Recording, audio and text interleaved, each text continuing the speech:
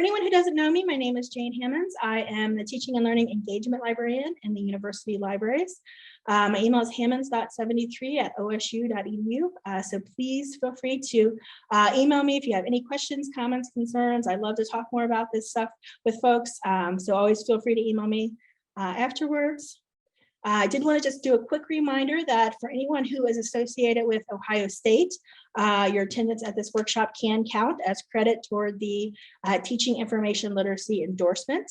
So I did put links in the chat there. I'll put those again just in case. If you are interested in tracking your participation or you want to do a reflection for the workshop today so that you can include that with your endorsement application, those materials are there in the chat. And if you have any questions about that endorsement, please go ahead and just send me an email afterwards. Our outcomes today, we're going to talk a little bit about the research into source evaluation and any challenges that students might have in that area. We'll think about some learning bottlenecks related to source evaluation, and then we'll think about what strategies can we use to teach students how to evaluate sources in a way that might be a little bit more effective, reflective, and critical. That's going to be our focus today. I did want to remind those folks that are from Ohio State, this workshop is focused around these expected learning outcomes in the new general education program. So specifically, you can see the writing and information literacy, employee reflective and critical evaluation strategies. And then just general in the GE program itself, primary learning outcome is that students are able to select credible and relevant information sources. So we're going to have a quick sort of opening discussion thinking about what we think about source evaluation and how good students are at it. So our opening poll, how would you rate students' ability to evaluate information sources? We're going to do this as a Zoom poll, so I'll go ahead and share that poll there. And I'll give everyone a chance to respond. So hopefully you all should be seeing the poll results now. How would you rate students' ability to evaluate information sources? An evaluation, you can think, identify what kind of source it is, recognize whether a source is relevant or credible or appropriate.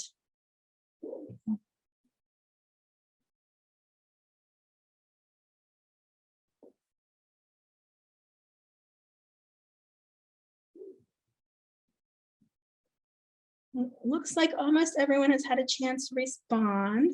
So we'll go ahead and end that poll and share the results. Hopefully you all can see those results there. So it looks like most folks selected FAIR as the best option. We have a fairly significant, not fairly significant, but a good chunk of folks who think that it's poor, and as well as some folks that think it's good, but no one picked very good or excellent.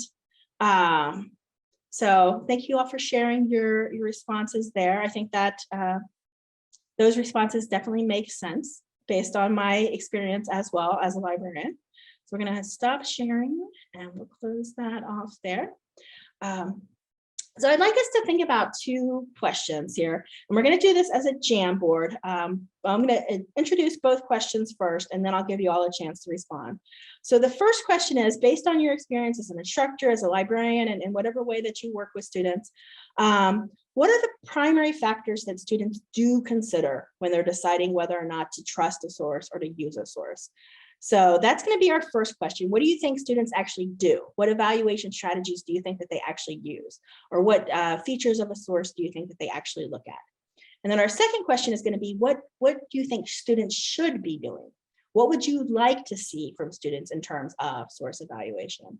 So what strategies or methods would you like to see them actually adopt in evaluating sources? So those are going to be our two questions. We're going to use a Jamboard for both of those.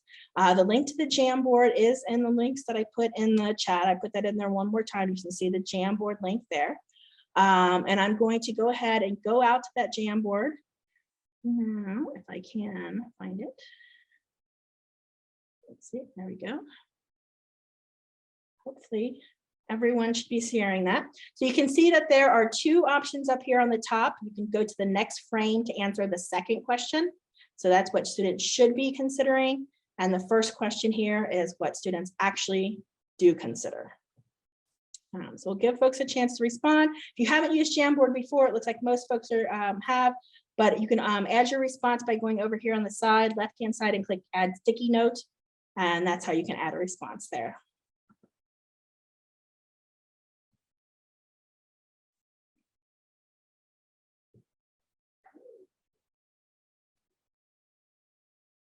Lots of responses coming in.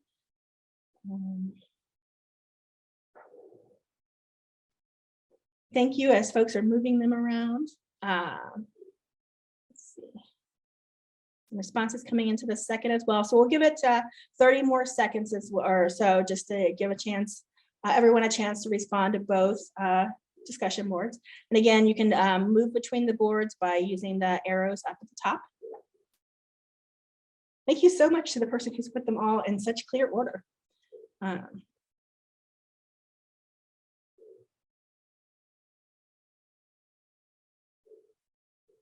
right, so let's take a look then at some of the responses. So what do we think that students do consider when they are trying to evaluate a source? I'm seeing several responses around the ease of finding. So that's the primary thing that students are considering is, how quickly they can actually find that. See, first response, ease and familiarity, easy to find, fast, familiar, and easy. So I think that seems to be a really strong theme that we're seeing up there. Date, several people have mentioned date or currency as a factor that they think that students consider. We have a few folks that have mentioned it looks like appearances, ranking in the Google search, so where those come up, what their friends tell them to use, or I did notice someone had what their instructor tells them to use. Someone had mentioned there if it follows traditional norms. I think that's a really important one. Let's see, when the site or resource supports their lens of thinking or belief. Yeah, I think that can definitely be important as well. So thank you all for sharing those responses. I think that, the primary themes that I'm seeing there are, what comes up first, how current or what the date is, and, what the appearance of the source looks like as factors that we think that students tend to focus on the most. So what would we like students to actually be looking at?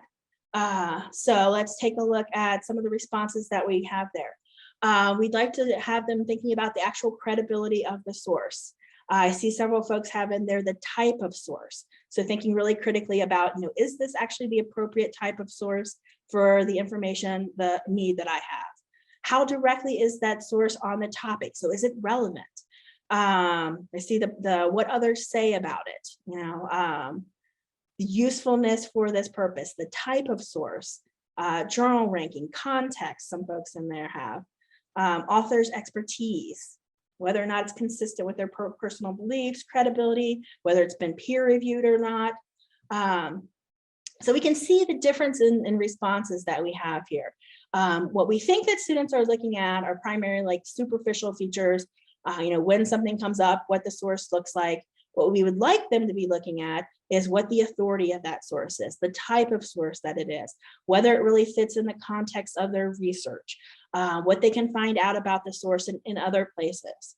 So lots of things that we wish students that we're doing that we don't seem to think that we actually are doing.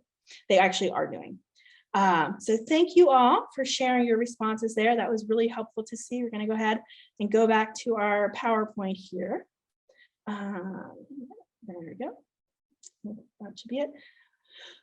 So what does the research actually say about how students evaluate sources? I think that we'll find that the comments that you all shared are aligned pretty well with some of the research that has been done on this topic. There's been several studies that looked at how well students are able to evaluate information sources. And in general, they find that students are not that great at it. But I don't want to limit it to just students. In general, we know that people struggle with this. We know from things that are going on in the world, in our country, that there's a lot of people believing things that are not true. And so we know that people struggle with source evaluation, but the research studies that I'm looking at, look specifically at how well students are able to evaluate information. This is one study that I found was conducted by some researchers as part of the Stanford History Education Group. And so they had students look at a couple of different sources, and the results were pretty dismal, right? 83 out of 125 students failed to identify that an article that they shared was from a satirical news site.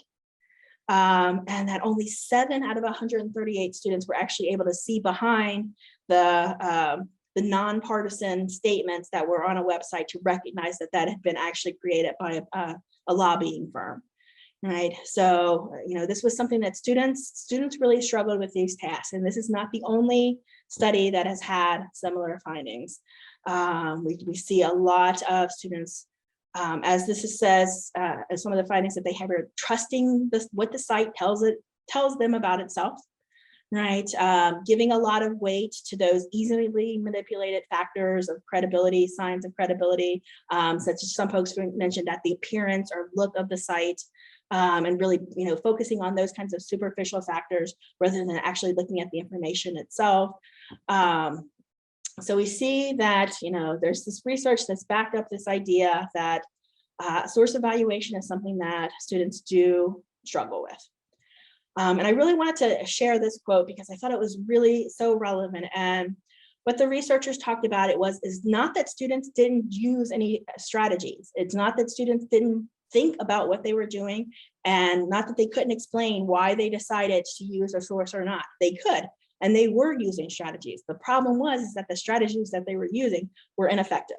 And even more disturbing, these are strategies that they had often been taught. So they were doing exactly what they had been told, but it was leading them in the wrong direction.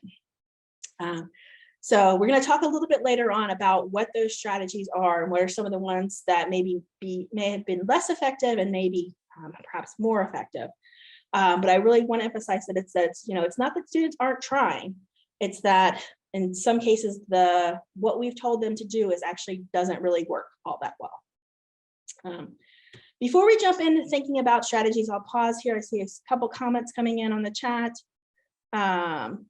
So could someone please repost the links? Absolutely, I'll go ahead and post those links in there. And then Missy shared, I would probably be ineffective searching for sources outside my home discipline too. Yeah, absolutely. And I definitely want to emphasize that it's not just students. We don't want to be just saying, oh, students aren't doing this. Everyone struggles with source evaluation, I think. So I think that's a really great movement into this next category here, and this next part of the presentation. Why is it that we all struggle so much with source evaluation? So I just want to highlight a couple of very big picture issues that I think contribute to the challenges that we all have with source evaluation. And I'll give you a chance as well to add any additional ones that you see that you are relevant. So one of the things that I want to emphasize here is this idea, we'll go in here, that you sometimes hear referred to as container collapse. It's basically that we now access almost everything online. And so everything looks the same. If you look at a website, you can see these two images here. The first image is a scholarly journal article. The second image is a popular source from National Geographic, but those sites look the same. What is there that a student could look at and identify immediately as being, this is gonna be a scholarly source and this one is not? Right? Everything just kind of looks like a website. Everything looks like an article. And so those markers that those of us that grew up in the pre-internet era, that we can remember that identify different types of sources, those are just not visible anymore. So we could look at a journal and a magazine and a newspaper and a book and see that those are very clearly different types of sources. But in most cases, students are not familiar, with print journals anymore, with newspapers anymore, print newspapers. They've accessed everything for most of their lives in this online world, and everything looks the same. So I think that does really contribute to some of the source evaluation challenges. Another thing that I want to mention was this idea of how much context we're missing with the way that we get information. Everything comes through our news feeds. We're looking on Reddit, it comes through our social media, and all we see is the headlines. So we don't see any of the context around the sources often that we're looking at. And if you think about a print newspaper, where the story was located gave you clues about how important that source was, right? Or how important that story was. If it was, above the fold, if it had a major headline, if it was buried at the very back, we could use those clues to let us know what was considered more important than others. But we don't see that anymore. We just see all of these disconnected headlines flying through, and we don't have that context. And there's also such mixed content. Even if you go to a site like CNN or the New York Times, you will see, headlines and, bigger important stories up at top. But there's so much other content that is mixed in there. There's paid posts and blog posts and all these other kinds of content that are mixed. And it's really hard to tell the difference between all of these. So that just makes it really challenging, I think. The other thing is there's so many different types of information disorder. So there's so many different ways that we know that there are people out there that are trying to manipulate us, right? There are groups, there are individuals, that are sharing this information that is false, and they have so many different ways of doing it. And they have, are aware of the factors that encourage us to pay attention to certain things, right? They know that if we include a list in the headline, people are going to be more likely to click on that. Right? If we do something that's going to make people angry, they're going to be more likely to click on that. So there's people out there that are trying to manipulate us. There's so many different ways that they can do it. They're aware of what works best. And so, it's just becomes so challenging.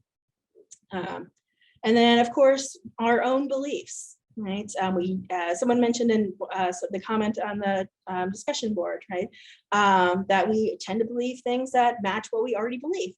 And so it's hard to get out of that, especially now if we have algorithms that are impacting the results that we get, so that we only get things that reinforce what we already believe. And so how do we get out of that, and see out of that echo chamber and see what else is going on out there? So those are just a few of the things that I wanted to mention here. So I'll pause here to see if anyone else has other ideas of things that they think contribute to the challenges that come with source evaluation. I'd love to hear other thoughts that folks have. And then if you have any questions or comments at this point before we jump forward and talk about strategies.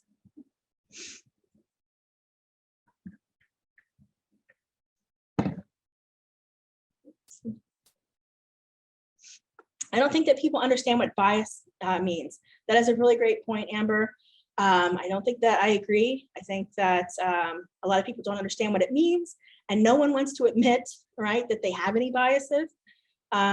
We do an assignment I'll talk about later with students where we have them do like a personal bias, and it's hard to get people to admit that they might have any type of bias, or that they automatically assume that bias automatically means they're a terrible person, right? And that's not the case at all.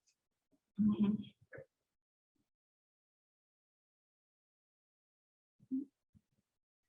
Need to check emotion at the door. Good point, Kate. Yep, absolutely. And that's the thing is, those folks that are out there, they know that if they play with our emotions, that they're going to get a response, right? And so that's why we see headlines that have, are designed to make us angry or sad or whatever it is, so that we will click on that link. Right?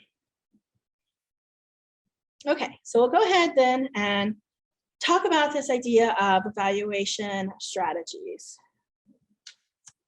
Don't you think that we need to acknowledge that we can't completely ignore emotion? I think that's a great point as well, Missy. I think it's recognizing how our emotions might be impacting our evaluation strategies might be what we really want to emphasize. That it's not that we can't say that there are no emotions or we can't ignore our emotions, but we do have to recognize that our emotions impact the way that we respond to things. So Kaylin, learners don't always see the value in learning evaluation strategies, don't see past the immediate need. Mm-hmm. Oh, that's great. Okay, so I'll have to check that out, Missy. Sarah Rose Kavanaugh writes about emotion in higher ed. Good stuff. So thank you for that recommendation. Right. So let's take a look and think about sort of evaluation strategies. So we're going to do another quick poll here. And I just want to know how familiar you are with the concept of lateral reading as a strategy for source evaluation. So I'll share this poll and we'll go to our next one here. And we'll launch that one. Give everyone just a few seconds to respond there. So are you familiar with the lateral reading strategy for source evaluation?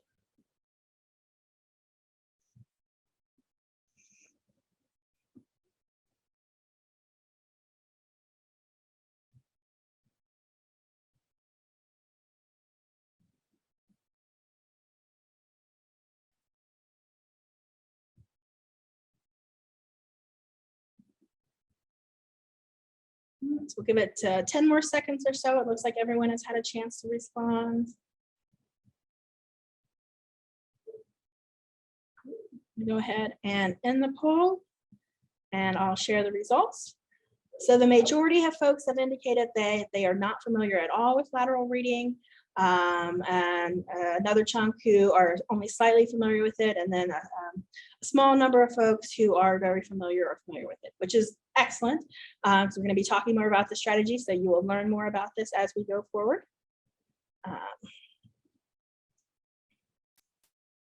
So this is a flyer, part of a flyer that was created by the University of Louisville that indicates some of the ways that students are traditionally taught to evaluate websites.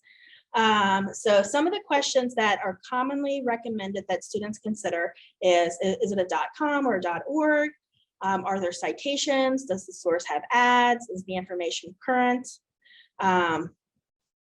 And there are other questions that students tend to be taught how to ask, but these are some of the most common ones that you see.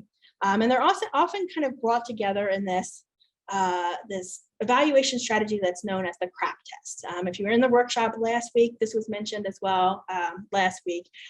This is an evaluation strategy that has been taught for a long time. And it encourages the students to look at 5 primary factors: the currency, the relevance, the accuracy, the authority, and the purpose. And there are specific questions related to each of those categories that are shared. And so I just put a few examples of the questions that are shared. So, are there spelling and grammar errors? Is the information at the appropriate level? What does the URL tell us about the source? What is the what does the about us tell us about what the authors or the sponsors, what their intentions are? This has been taught at universities, schools, high schools across the country for quite a long time. And the CRAP test was actually developed in the early days of the internet, is when it first started to be used. And although it's had a lot of use, there have been folks, especially in recent years, that have started to really raise some significant concerns about whether or not the CRAP test is actually leading students in the right direction when we come to source evaluation. Because does it have the model of the internet in mind that is actually the way the internet works today? So here's some of the examples of some of the concerns that folks have raised about the CRAP test. One, it just, as I mentioned, it generally gives students a lot of questions to consider for each source. So here's a website, here's 25 questions that you need to ask about this website to evaluate.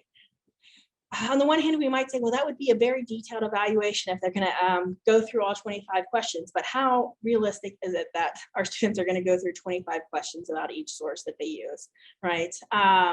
So, it's a lot, and generally students are not going to do that. I wouldn't answer 25 questions about a website that I was going to be looking at either.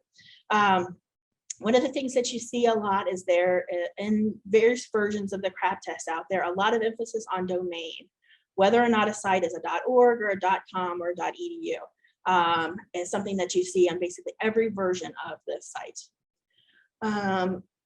Most of these sites, as I mentioned, encourage students to look at the About Us section to learn more about, who is responsible for that site. But as you see from the quote here, from the Educating for Misunderstanding article, right, the About Us page is basically the spin page. Right, so here's how they're presenting themselves, but is that actually what they are? And in general, kind of this aligns with what we've already talked about. There was just the emphasis on authority, on appearance, on very superficial factors of the sources, on the surface level kind of evaluation of the source. Um,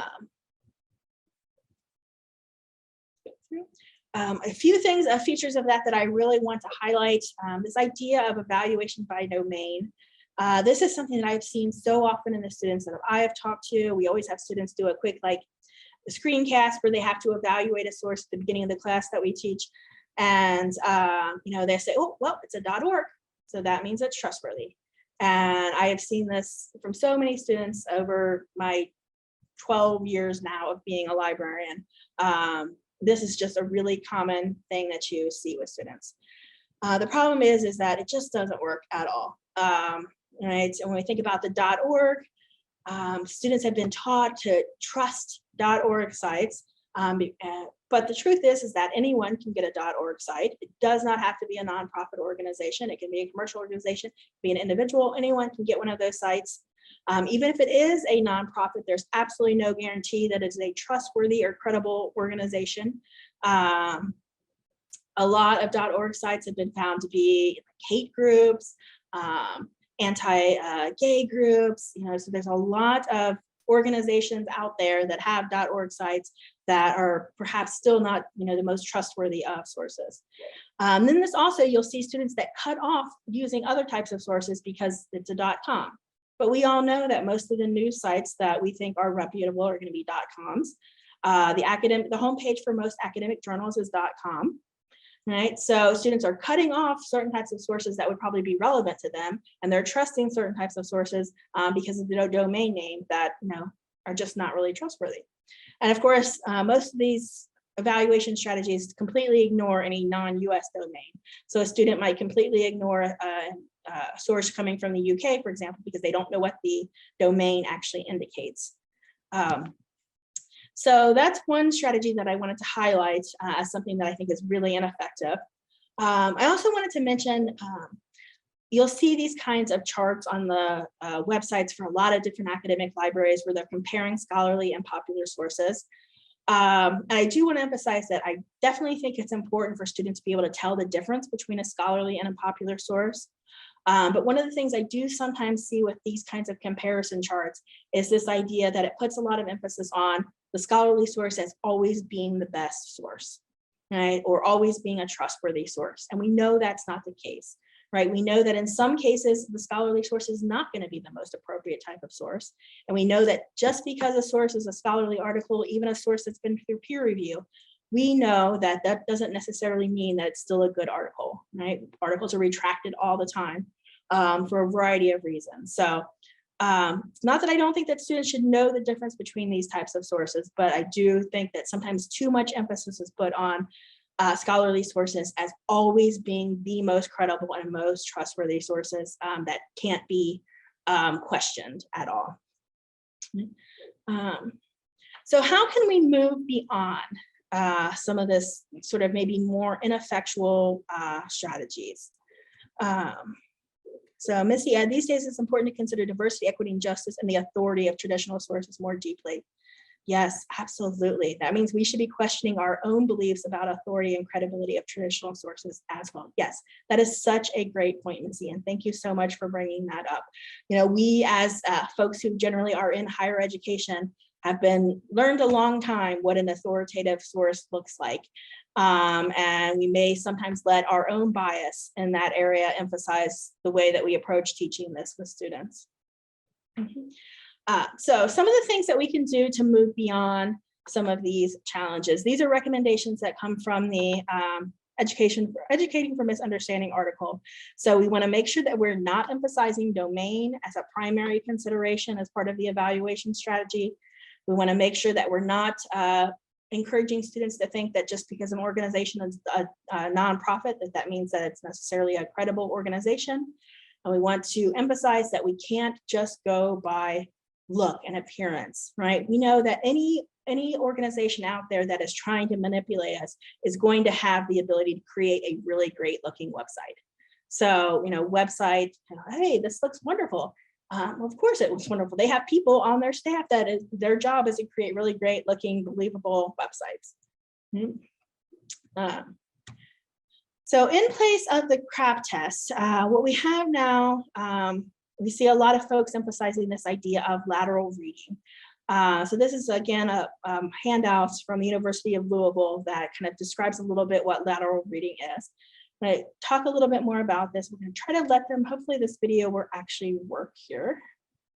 I'm going to move this over. Let's see. There we go. All right. I'm going to just play a little bit of this video to give a good overview of lateral reading. Make sure everyone can hear it. Skill called lateral reading.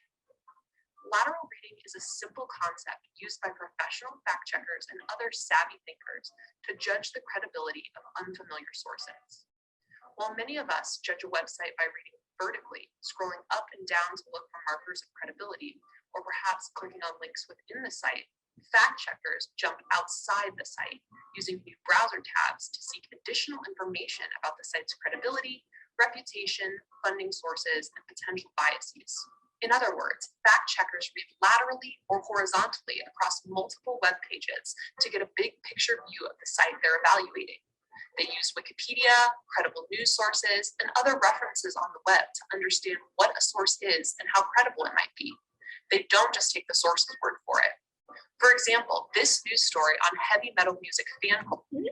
So we'll pause that there. So that is just a quick overview of the lateral reading strategy. And basically just as it says, right, it's you don't really spend much time on the site itself. Instead, you go out and you find out what else can you find out that site by looking at other places, by looking at other news articles, by looking at Wikipedia, by doing a Google search. What else can you find out that would give you context to help you understand what you are seeing on that particular site? So to give an example of lateral reading, so one organization, it's called the American College of Pediatricians. You can see it's a .org website.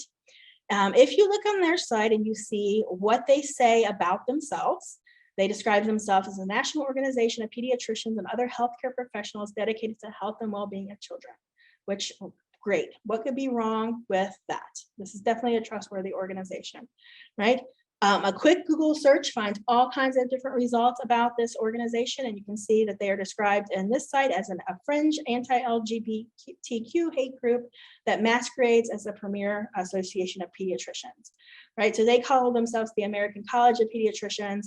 The real major national organization of pediatricians is the American Academy of Pediatrics.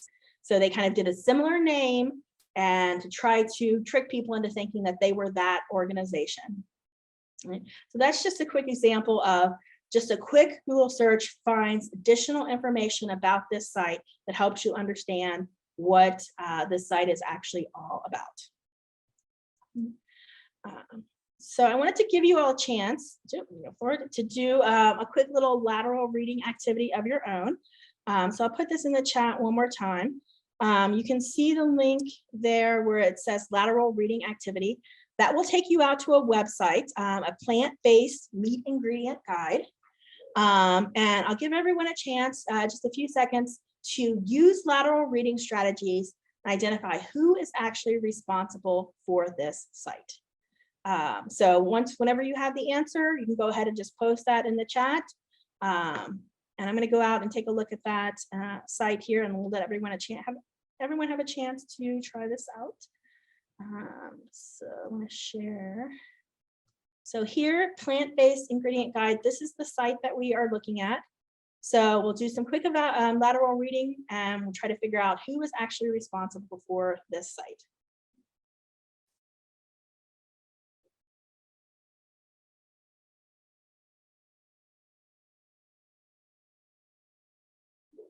Right, so Kate shared the Center for Consumer Freedom.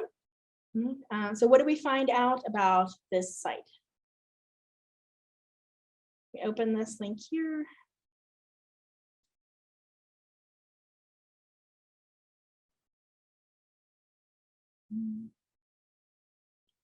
So we see here, Center for Consumer Freedom. We go down here. So this is the organization that's actually responsible for this.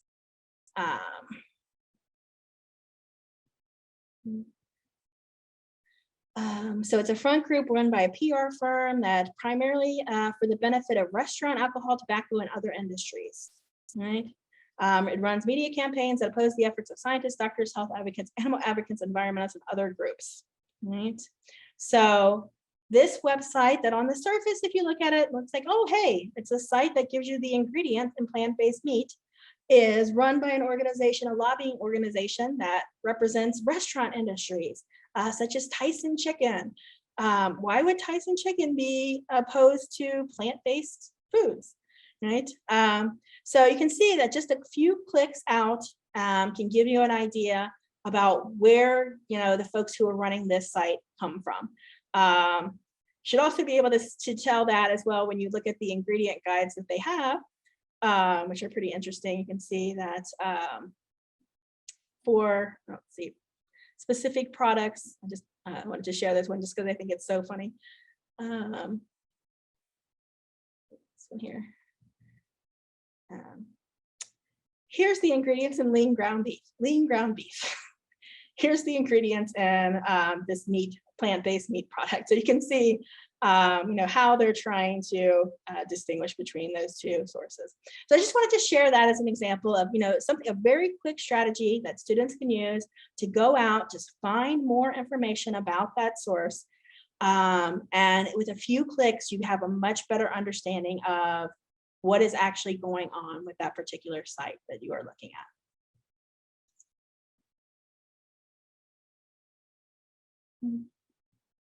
So Maria, masquerading a legit nonprofit fund for corpse threatening animal welfare, lobbying, yep, lobbying organization.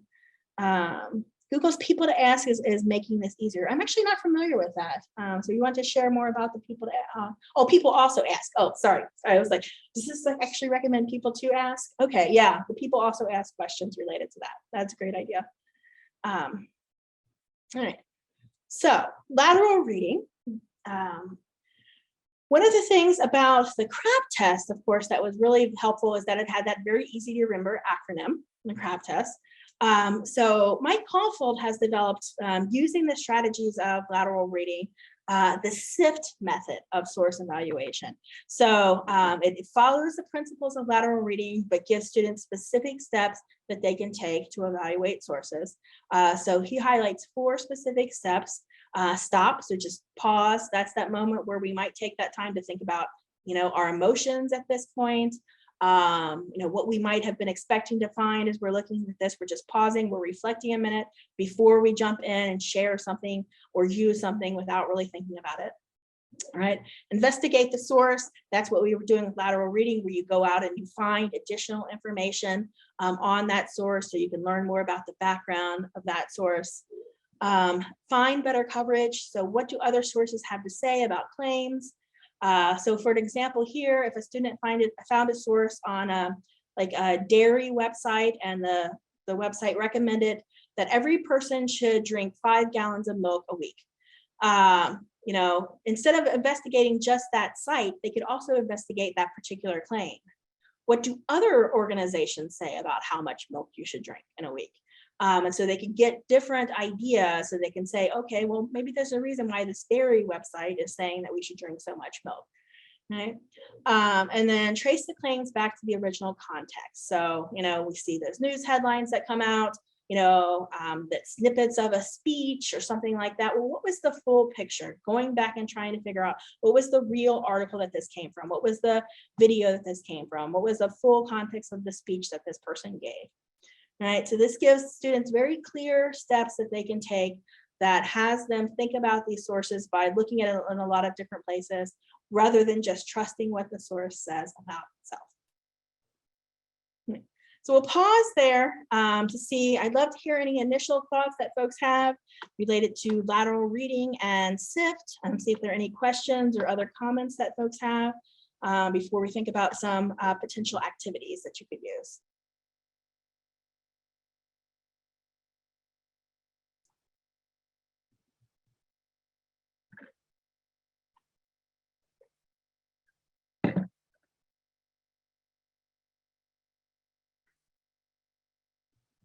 Kate shared, also need to know how to do reverse image searching, especially with memes and social media. Excellent point, Kate. knowing how to do that reverse image searching so they can find the real picture that was shared. Goes back to one of those, the different types of, information disorder, the false context or the misleading headline. Here's this picture that they say was this, but it was actually something completely different, right? So Maria shared, it sounds great, but on their own, students are seem to be more likely interested in the content rather than assessing the source thereof. Unless that is part of the assignment, they may not feel the need to check. I think that is a great point, Maria. And so that's one of the things that hopefully we have. Some of the assignments that we talk about might be things that will get students in that habit of checking. Because we know from the fact that so many students have clung on so much to the CRAP test idea that we know that once they learn that, they do try to use it. So if there are things that we can do that get students to think about source evaluation in a different way, and hopefully some of the activities that we'll talk about might be examples of ways that we could do this.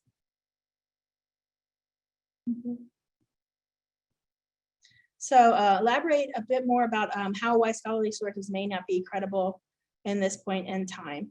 Yeah, that's there's a lot of different factors involved in that, Jean. I think that comes back to the idea of there is one sort of method of sources being published through the scholarly publication peer review process that tends to privilege certain types of people that have certain types of backgrounds and may discount other voices that may be relevant, but for whatever reason are not part of that sort of traditional academic culture that allows you to move through that peer review process. Hopefully that makes sense. So anything that involves humans is subject to forms of bias, right? Nothing is fail-safe. Yep. Thank you, Missy. Okay. So yeah, so I don't want to say that I completely think the peer review process is worthless, but I do think that as Missy has said, there are certain problems that have been raised about how we determine what the most authoritative sources are, and that those tend to be sources that are created by people that have very privileged backgrounds. So what are some teaching activities? We've got a few minutes left here for a few teaching activities, and we're going to go from very simple and easy to a little bit more complex here. And this is something that's just very quick and basic that we can do. I do these kinds of activities with students, like a 2 truths and a lie. Give them some statements about source evaluation and let them talk about whether or not they think those statements are true or false. What is the truth? What is the lie? Right? And so it can start to identify some of those misconceptions about source evaluation that students might have. So this is something that can be done in 10 minutes in a class and give you some feedback to know, okay, well, my students do think that they should trust this source because it's about or they do think that they should trust this source because it's the most recent source that they found. So very simple, quick, but just to give you a little baseline of their understanding of the source evaluation process. You can do any kind of various kinds of versions of kind of a review and reflect, where you have students explain what their evaluation process is. Have them putting down in writing or have them talk about it with someone else. They might have not even, articulate to themselves what their evaluation process actually is. But so getting them to think about that, think about what factors do they tend to look at, and then introduce the lateral reading strategy to students and then have them reflect and think about how does this differ from the strategy that I tend to use. What I would do sometimes with students, so I just on the whiteboard, I'd have them work in groups and I would have them say, what do you look at when you evaluate a source? And they would just talk amongst themselves and we just write things down on the board. And then we would use that to lead into a discussion of, a lot of you said this, but is this really the case? And then we would move into a discussion of thinking about lateral reading. I mentioned earlier, we have our students in one class that we teach through the libraries do a screencast at the beginning of the class, where we give them information task and we say, just go out and find a source and evaluate the source. Tell us whether or not you would use it and why you would trust it. And this is where I hear all the time, oh, it's a .org. And then we, throughout the class, we teach them these other evaluation strategies, and then we have them do a screencast at the end. what is your evaluation strategy? So they have to talk through the process in both cases, and they can hear the difference in the strategies as they're going forward. So various types of lateral reading activities, basically like the ones that we just did, provide students with sources to evaluate. Let them first maybe use a checklist approach and then have them use the lateral reading strategy. Or you could do something where you have maybe half the class evaluates the source using the checklist approach, half the class evaluates using the lateral reading approach, have them compare their responses and their reactions to a source so that they can see which approach might be more effective in finding information out about that particular source. And so I want to mention here, so lateral reading tends to be primarily talked about in terms of website evaluation or web resource evaluation, but I do think it also can be useful in terms of scholarly sources as well.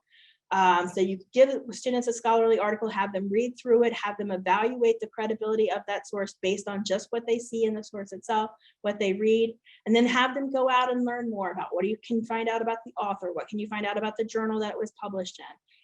Have them check Retraction Watch website to see if maybe that article is listed there, so that they get an idea that they can go outside of that scholarly article as well and learn additional information about that source that might help them understand, you know, where that author is coming from, what their background is, the credibility of that particular journal.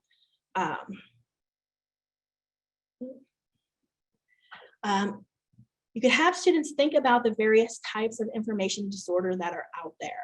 So, you know, give them an article that has an example of satire, give them an article that has a headline that doesn't match the actual content. So providing several types of sources and have them think about which type of information disorder this is, because as we mentioned, there are so many different types and students may not recognize all the ways that they are being manipulated. So if they become a little bit more aware of some of these strategies that are used, they might be able to spot them a little bit more easily. You could have students create an infographic where they teach other students about how to evaluate sources. So, you know, talk to them about lateral reading, share, and then let them create a guide to a source evaluation that they could use, they could share with other students, right? They could use for their own sources as well. Right. And then to get to this issue of emotional, so you could do something like have students watch a video on confirmation bias and reflect on how their biases might be impacting their source evaluation process. You know, as I mentioned, we have students do a personal bias reflection where we ask them to identify something that, you know, they care strongly about and think about how that might impact any sources that they see on that particular topic. So those are just a few of different kinds of activities that you might be able to use. There's so many different ways that you can do this. And I know we don't have a lot of time left. I'd love to hear any additional thoughts, activities, ideas that you have, and ways that you help students learn to evaluate sources. I have tons of resources that I've shared both on the handout and in the PowerPoint about source evaluation. So I'll share just a few I wanted to highlight really quickly. Excuse me.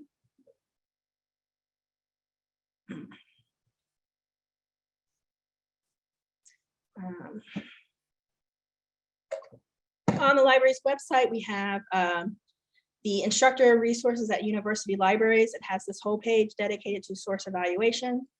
So readings, videos, lots of videos, activities there as well. Excuse me. There's one good resource. Another one I wanted to highlight, and I thought I had it up. I might have gotten the one. University of Louisville has developed a really fantastic citizen literacy guide, and you can see here that they have information on lateral reading, but also algorithmic literacy, news literacy, evaluating expertise. I love their resources, and I mentioned them a couple of times throughout the workshop today. So a really great resource there as well that I wanted to point out. And we'll go ahead and go back to our presentation. Okay. So I don't know why I'm coughing all of a sudden. And all of those links are there. So we'll pause here to see if there are questions, comments, ideas that folks would like to share.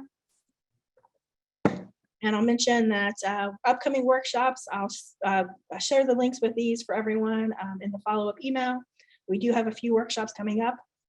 If there's a topic that you would like to see in an upcoming workshop, please go ahead and use this Menti poll. That's the last link that's in there in the chat, and share any ideas for things that you would like to see as part of an upcoming workshop. Because I always like to add new content in. So I'd love to hear what you all think there. So we'll go ahead and check the chat and see some comments that have come in. Keeping a research journal shared, a good reflection exercise. And there were some comments in there about how the anti-vaccine movement was driven by a now retracted journal article, which is a great example that we can share with students of how a scholarly source is not always a trustworthy source. I like using some of the quizzes from Checkology for quick self-evaluation. I'm not familiar with that tool, Kate, so if you want to share maybe a link to that, that would be really helpful. Missy shared, I'm thinking about Bloom's cognitive domain and the role of evaluation can be foundational or more advanced. Students start out with a more dualistic perspective, good versus bad sources, and it's our role to introduce them to those nuances. Yeah, I love that point, Missy. Thank you so much. And I think that's the checklist approach really encourages that sort of good versus bad kind of source thinking. And so we definitely want to move away from that and see that it is a lot more complicated than just thinking that this is always going to be a good type of source and this is always going to be a bad type of source.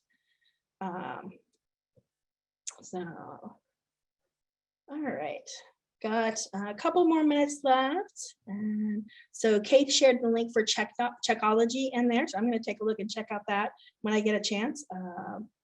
Thank you. So we will stop sharing here and I'll hang around for the last couple of minutes to see if we have any questions, comments, or thoughts. Thank you all so much for being here today. Thank you for participating. I think this was really exciting to hear everything that you all are thinking about this, and I hope you find the lateral reading strategy to be a helpful strategy going forward and thinking about how we can use source evaluation.